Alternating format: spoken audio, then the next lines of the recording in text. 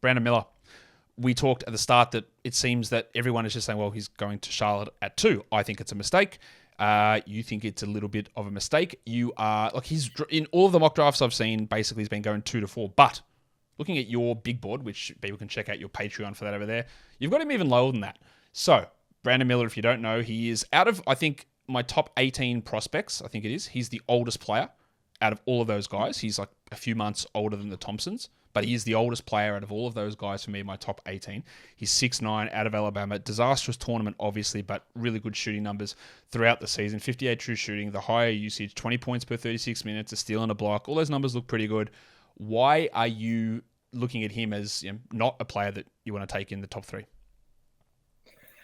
Mainly because I don't believe he is going to be any kind of primary scorer in the NBA. I mean, the skill level is pretty good. Like, the shooting is legit. I don't know if he's that much better than, if he's better than Grady Dick or Jet Howard, but the shooting, he's a good shooter.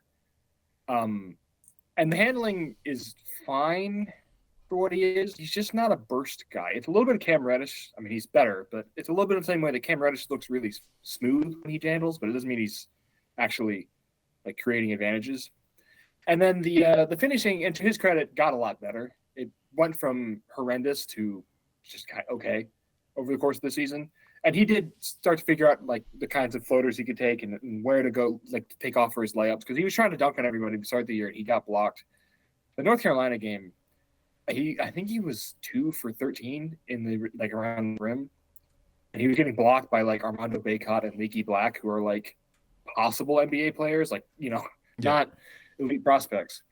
And he got a lot better, to his credit, but I don't think there's any real chance of him being like a primary shot creating like elite scorer, like even like a Brandon Ingram. And if you don't think that, I really don't see how he's like a top. He's not a, you won't go above Scoot or Amen for me, because I think those guys could be that. But I will say the Charlotte fit is not the worst one, because he doesn't necessarily have to do that there. Yeah, no, that would make it interesting. I agree with that. I agree that in terms of, if I'm just drafting exclusively for fit, it's fine in Charlotte, but I'm not. If I'm a team like Charlotte, I'm not drafting for fit. I want the player that I think. Look, if I had Scoot and Brandon Miller in the same sort of tier, at the same level, I would take Brandon Miller. He's 7 inches taller. He fits well with LaMelo Ball. It makes sense on that team. All well and good. I just don't. And much like you, I just have him lower. So I'm not jumping a tier ahead to grab a worse player who might fit. And who knows what happens with LaMelo Ball? You know, multiple injuries this season. Does he even want to stay in Charlotte? Like, what happens? Like, you're going to sacrifice that for a guy that might fit with somebody? That's just not the way that I want to go down there. And you're right about the finishing with him. It was really bad for most of the season. And some of his splits in terms of conference or top 100 teams versus non is quite stark. Like, a lot of his good numbers came against much weaker opponents. Going up against like top 25s and top 50s, they're much, much worse. Like, everything drops. And that's usual, but it was a pretty stark difference to me. And when I put all of his numbers for the season into the Bartovic database, no one had done the sort of things that he's done. The numbers were exclusive. But then when I just dropped the threshold down slightly, the 2 names that come up as similarities were Taurean Prince and Ryan Broekhoff. And I go, okay. Like, that's fine, but like, Ryan Broekhoff played 5 minutes in the NBA, and Taurean Prince had like 1 season as a starter, and he's just a serviceable wing sort of a player. And that's, again, a little bit of my worry with Miller, is that we compare him to, say, Jabari Smith even from last season. You can't be a primary guy. You're good defensive, you're really good shooting, but is there star upside there? And I think there's maybe sub-star, sub-all-star, but not multi-all-NBA star type of level, I don't think. Yeah, I mean, the Paul George comparisons were always crazy, because I don't know if people remember Fresno State Paul George, but he was like jumping out of the gym, like crazy athlete. Yep.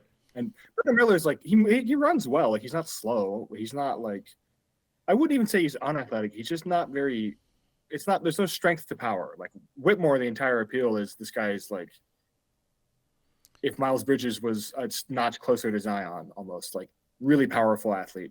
And Miller just doesn't have like that burst, that like explosiveness, really. So I think, honestly, RJ Barrett kind of more the range he has. Like, he's going to have to win in the paint kind of the same way, with like touch and strength. And he's a better shooter. But I don't think now, looking back, I remember a lot of people thought RJ Barrett was just right with Zion and John Morant. He's obviously not. Yes. No matter what issues they have. Yeah. We're talking down a lot on Brandon Miller, but let's go a little bit more positive in terms of, we say he's not Paul George, but a guy that's not supremely athletic, that plays on the wing and has had multiple All-Star appearances in his career, is Chris Middleton, a guy that was a second-round draft pick, came in obviously a little bit older as well, didn't develop for a few years. It's obviously a different level of prospect in terms of how they're viewed at the draft or even coming out of high school. But Middleton's not a hyper athlete. He's not getting it done that way. He's getting it done through being smart, good shooter, solid defender. Is there any, do you see that sort of part of where you wouldn't want Middleton to be a number one, but as a number two, you're pretty happy with it?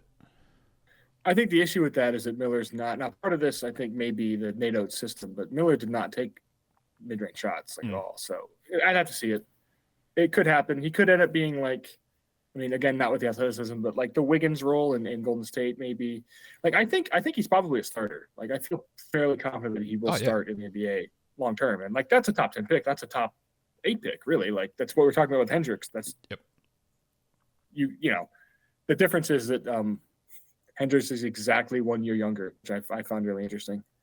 Yeah, and that's a thing that is it is a really interesting thing that people sometimes don't talk about or talk about too much. But that is in 1 year's time, Taylor Hendricks will be at the same spot that Brandon Miller is, and sometimes reclassifications can enable people to get a little bit of a leg up, and we talk about, he was a highly rated prospect coming in, because he was older than a lot of these guys coming in, and then that sticks with people for a long time. It's like draft stock in the NBA. Well, he was the number 2 overall pick, but he shouldn't have been, and that was 3 years ago, looking at you, a certain center in Detroit, or a certain 2 centers in Detroit, to be honest, and that sticks with people for a long time, that high school ranking or draft position, and it takes a while to move that away. And part of that is that he came in a year older than a lot of these guys, which I'm not. Again, he's a starter. He's a really good player. I just wouldn't never take him at number 2, and in fact, I wouldn't take him at number 3. I'd have him at 4.